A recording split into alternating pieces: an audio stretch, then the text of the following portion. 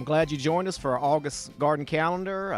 Our feature this month is J&A Orchards. Jimmy Land's going to be with us, and then we're going to cover some things about the garden, some things you can do for your lawn, and just pruning and some other general gardening tips. So hope you enjoy our August segment. Well, August is typically the driest month of the year, and I'm ready for a dry month. I don't know about you, but what I've been hearing could be the wettest summer on record. So I'm ready for some dry weather. Let's hope August does bring us some dry weather. Some tips for around the home and the landscape in the month of August is, for some of our flowers, especially daylilies, some of your perennials, even butterfly bushes. You can come in and deadhead some flowers, once they've bloomed. That'll promote further blooming and more beauty in your landscape. Also in your landscape, as far as your trees, your flowers, even trees, shrubs and trees, you do not need to fertilize them in the month of August. That can promote some growth, but that new growth would be killed back when our frosts come in October. So do not fertilize your landscape plants this month. And also, as far as pruning, if there's something that's leggy, that's leaning out, you don't like, you can prune one or two here, but really save that heavy pruning for January, February. So no heavy pruning this month either. And then again, as far as in the gardens, there's usually a lot of production coming on in the garden. If your tomatoes are fruiting, you're starting to get some cantaloupes of some size, side dress those gardens, give them that extra boost of nitrogen to help with, larger yields in your garden. And then in the month of August, you've got some plants, things that are dying out that have yielded their produce. Go ahead, pull that up, make some room. You might go ahead and start your fall gardens. You can start some of your broccoli, your cabbage, onions, some of those fall plants. They may need a little shade here the first few weeks of August, and they probably need some decent water to get them started, but it's time to go ahead and get some of your plants started in the garden for your fall garden. Well, a lot of you have some containerized little gardens around your home this time of year, and they're getting pretty full here towards the end of summer. So if some things need pruning out, if they're getting a little too thick, go in there and snip out and kind of thin those out. You might have a little Japanese beetle damage like I have here. Snip some of the ugly parts out and kind of shape up your containers for the last few months of the year.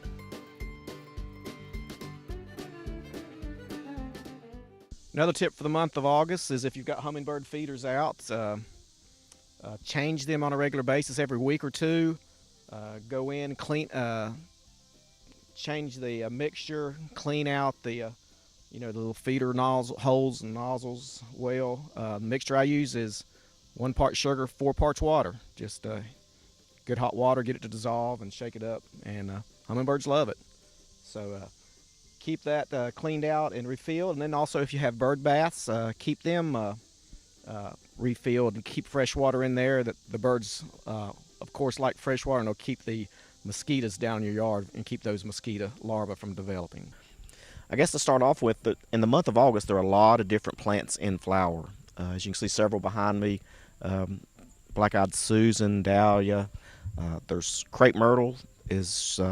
This is one of its highlight months. The crepe myrtles are blooming everywhere. Rose of Sharon, hydrangeas, abelias, the canna lilies, butterfly weeds, sometimes coneflower, hostas, some of your daylilies, roses. A lot of summer annuals are in bloom. Just a variety of things that are in bloom in the month of August. So do go out, enjoy them, make some beautiful bouquets, and enjoy the many things in flower in the month of August.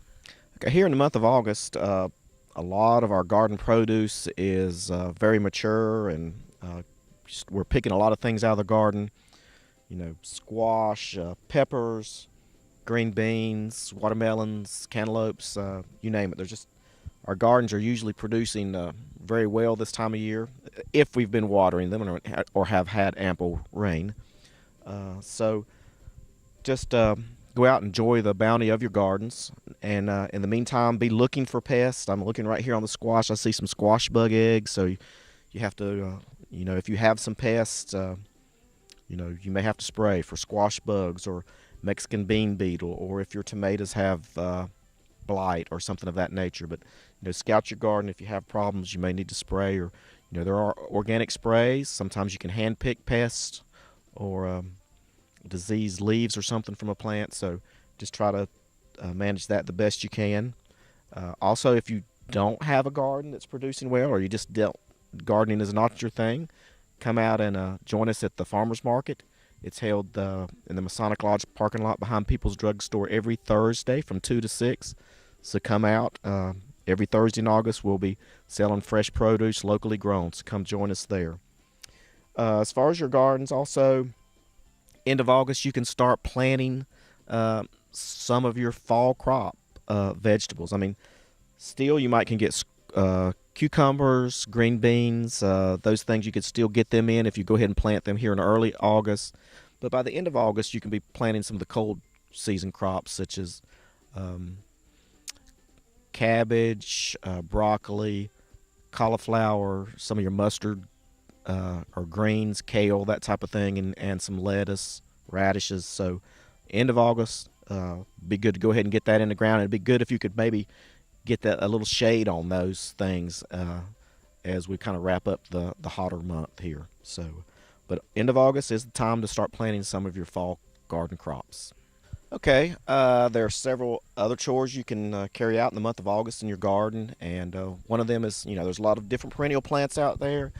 The more of them that you can deadhead once the blooms are spent, to put more energy into producing beautiful flowers instead of producing seeds. So continue to deadhead any of the perennials. May give you longer lasting blooms. Also, as far as watering, if we have a dry spell, continue to water your landscape, whether it's ornamentals or shrubs, perennials, or even your vegetable garden. It's always best to water your plants early in the morning, so that'll dry off during the day and won't leave a long wet period on the foliage that might cause diseases. So watering in the morning is preferred. And then it's a good time to repot some of your house plants while it's still warm outside. If they are overgrown and leggy inside, bring them outside and where you can work on them, repot them, divide them, whatever, and get them ready as we start looking towards heading into the fall and winter. Okay, as far as lawn care goes in the month of August, we're just really shooting for mowing height, keeping that mowing height 3.5 to 4 inches. Don't scalp it, so we just don't want to cause those unwanted weed seeds to germinate. Also, be thinking about things that you might be doing in September. You may be going ahead and getting, if you've got a lot of grub problems, Japanese beetles, they come from grubs that the white grubs underground, and they'll hatch out. So September is usually one of the best months to treat. So you may be getting a granular.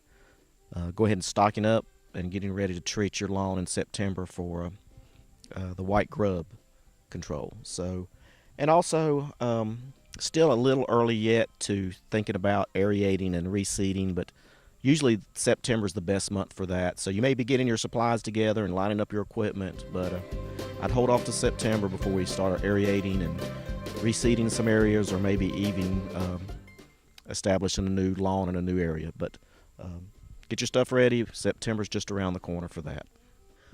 One thing a lot of people don't think of, and that's fertilizing strawberries in the month of August. But it is recommended that you fertilize your strawberries in the month of August. A shot of fertilizer here really does help them in their growth.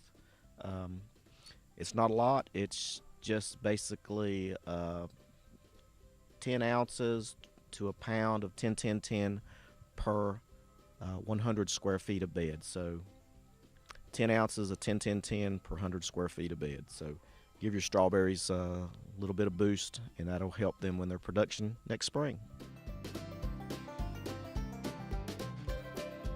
We're here with Jimmy Land of J&A Orchards, and Jimmy says he's going to open up mid-August here. Open up in mid-August, hopefully, yes. So what will you have ripe and ready to pick here in mid-August? We'll have some peaches ripe, some white ones, and some yellow Hopenstone peaches, and maybe some gala, apples and ginger gold. Reds and goldens will be a little later though.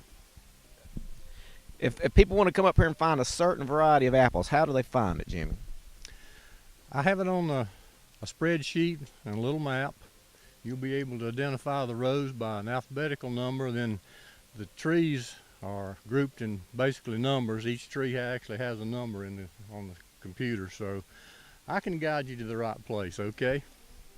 Any idea how many different varieties of apples or peaches you have? Peaches, there's probably 6 varieties. Apples, somewhere between 10 and 25, but every year they all don't produce like they're supposed to. Mother Nature's not always consistent, but anyway, there's several varieties of apples that you can find, okay? Tell us about your workforce. How many people you got working for you up here? You're looking at the total workforce. If it wasn't for my wife, I couldn't do what I do, but it's a mom and pop operation, and I have approximately 1,500, 2,000 trees, and with a lot of work in the wintertime, I can pull it off fairly well. Well, Jimmy, tell us a little bit about how you were talking about how the rainfalls kind of affected your fruit this year. Chemical bills are expensive this year. It's rained, as you well know, for about a month there. Very few days of direct sunlight. Have a lot of rot, but have a lot of good apples too. But the apples are growing fast. The peaches are, they look good, but they're not as sweet as they normally would be.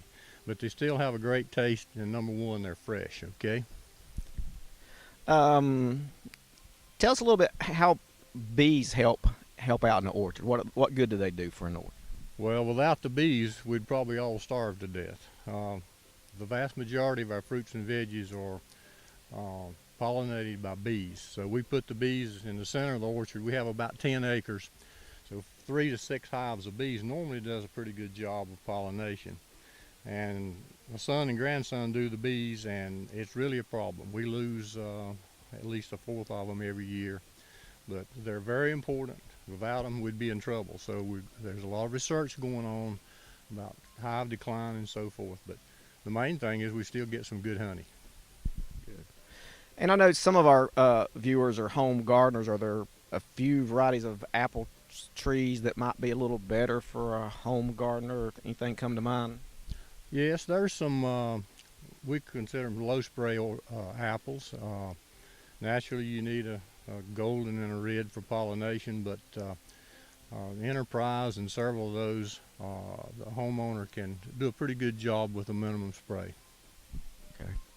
And usually, just for those that will be coming out here to pick in August and September, when do you usually wrap up for the season as far as pick your own here in your orchard? Well, normally we always stay until the fruit's all gone, but we have closed October, 1st of October, first week, and we have stayed till November the 1st.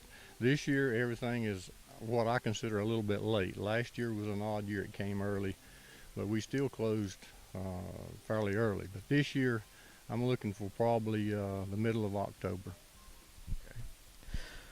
Well, just thank you for letting us come up and take some good videos and for a little input. But it's a great place if you want to pick your own fruit and pick out your variety of apple, peaches, Asian pears, whatever. This is a great place to come here in Alexander County. Thanks. Lenny, appreciate it, and it's a pleasure to be able to be here and offer this fruit to people. They have a big time. A lot of times it's not so much the quality of the fruit, it's the outing, being outside and having a good time. And J&A Orchards is located in the western part of North Carolina, not far off of Highway 64. There's signs, I believe, on 64. Signs on 64. This is an example of an old style seedling tree, Golden Delicious. Produces most every year. This one up here on this side is a M26 semi-dwarf tree, red Rome. Everybody likes a red Rome. There's too many apples, but they'll be thinned out. But they come on red like that, and they're still red when we pick them. These trees on my left are probably a 7 size, and that's Gala. This is one of the first Galas we bought, and it's not as red as the new ones. The new ones are redder than that, but it's still a great tasting apple. We have some antique, what we call antique apples or heirloom apples in the orchard, a few old trees. couple trees that goes back to the 1940s. Black twig it's called. It's a late apple. Turns real dark red when it gets ripe, but it's green normally all the way through the stamen season. And that's the other apple that people in our area like. Stamen, it's called different names. Some call it stamen winesap, and there's also one called the turley, and we have some of all of those. And then going back a little bit further, maybe 100, 150 years, is this one right here. It's called William's Pride. It's early, it's a pretty apple, it's tart, it smells good, and it tastes good, and it cooks great. When you cook it, it cooks real fast and makes great pies and sauces. Also the black twig is another old one, and we have quite a few of them. The stamen though is one of the standbys. We have about an acre of trees as a stamen, and we also have some apples that lemon twig, old-fashioned lemon twig, and took a while to figure that out. There's 25 different kinds of lemon twig apples. We have the Royal and the Brushy Mountain here. Arkansas black, hard, late, cooks good, has a yellow pulp, makes good applesauce and makes good pies. Okay, now we're up here at the top of Jimmy's orchards, and we've got another fruit, the Asian pears. And Jimmy, we're going to let you tell us about a few varieties you've got here, and if you got much demand for these. Tell us a little bit about Asian pears here. Okay. Asian pears will grow in our area. They do require some help. Fire blight's probably the worst problem we have with them. This is a 2-year-old tree. It's grown off very well, not spread out maybe as well as it could be. But the prime thing is, for the homeowner on a new tree, is a good solid stake. The best stake you can find will more than pay for itself. It holds the tree upright while it's growing, keeps it kind of straight, then you can shape the tree as you like. But these will produce in our area, as you can see. There'll probably be from 1 to 2 pecks of pears on this little tree at 2 years old. But fire bright's a problem, so you need to check with Lenny, because there's a lot of things you can put on there to help it, okay? And the varieties are Yali, Atego, Hoshui, what other than Lenny? I can't remember. Olympic 20th Century. That's some of the name brands you'll see. So with a little care, you can grow these. Thank you.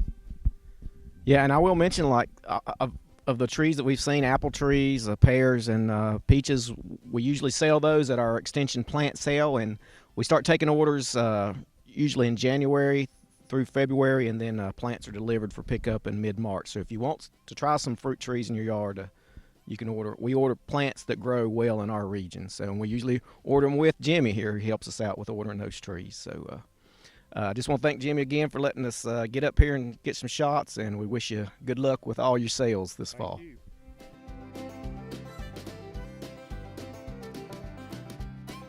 Well, I hope you've enjoyed the August Garden Calendar. If Cooperative Extension can help you in any way, look us up. Our office is located directly beside the Health Department and in the back parking lot of First Baptist Church. Our phone number is 828-632-4451, or you can find us on the web at alexanderextension.com.